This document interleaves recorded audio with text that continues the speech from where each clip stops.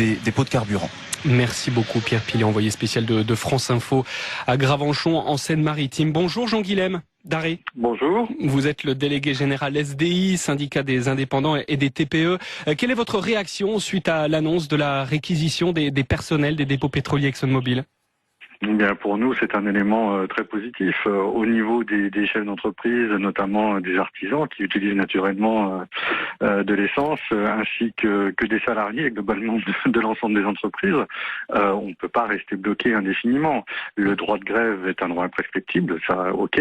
Maintenant, il faut aussi penser à l'équilibrer par rapport au droit au travail. Nous, on est quand même dans une situation décrite encore aujourd'hui par Altares comme extrêmement compliquée. Il y a beaucoup d'entreprises qui ferment leurs portes. Si en plus on ne peut pas bosser, soit parce que nous-mêmes n'avons pas la possibilité de nous déplacer ou parce que nos salariés ne peuvent pas venir travailler, la situation va encore empirer. Il faut vraiment penser à l'intérêt général. Situation particulièrement difficile pour les travailleurs en Île-de-France et dans les Hauts-de-France. La Première ministre parle de situation insupportable. C'est également votre avis ? C'est effectivement ce qui nous remonte du terrain, c'est insupportable. C'est-à-dire que songer à des revendications salariales, c'est légitime.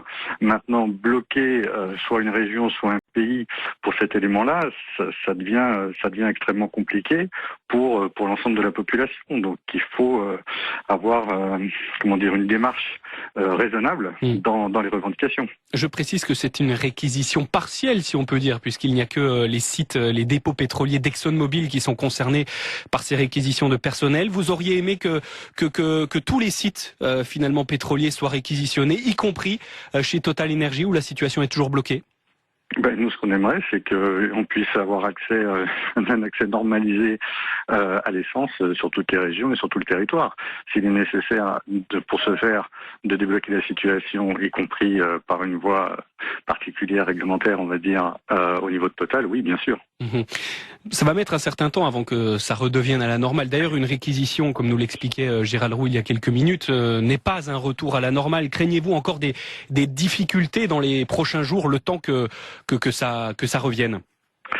La réponse est oui, bien sûr. Maintenant, ce qu'il faudrait, c'est comme pour certaines professions considérées à juste titre d'ailleurs comme essentielles, du type gendarmerie, tout ce qui est aussi dans le sanitaire. Alors c'est déjà le cas. C'est déjà le cas. Il y a déjà des personnels qui sont priorisés. Exactement. Pour faire le plein. Exactement, c'est ce qui justifierait pour nous le fait que ce soit étendu à l'intégralité des professionnels. Y compris donc les artisans que vous représentez, on pense évidemment aux taxis ou encore aux voitures avec chauffeur. Aux taxis, les voitures avec chauffeur, mais même les professionnels qui peuvent être amenés à se déplacer chez les clients, comme dans le bâtiment, le bâtiment notamment. On a aussi tous les professionnels qui salarient des commerciaux qui sont sur la route et qui passent des heures à faire la queue à une station pour peut-être avoir de l'essence si tout va bien. On pense aussi aux professionnels qui sont obligés d'organiser du télétravail parce que leurs salariés n'ont pas la possibilité de venir travailler. Enfin, c'est vraiment compliqué. Cette décision de la Première ministre, comment la qualifiez-vous? Courageuse ou risquée? Eh bien, c'est une décision courageuse. Ça, c'est un point essentiel.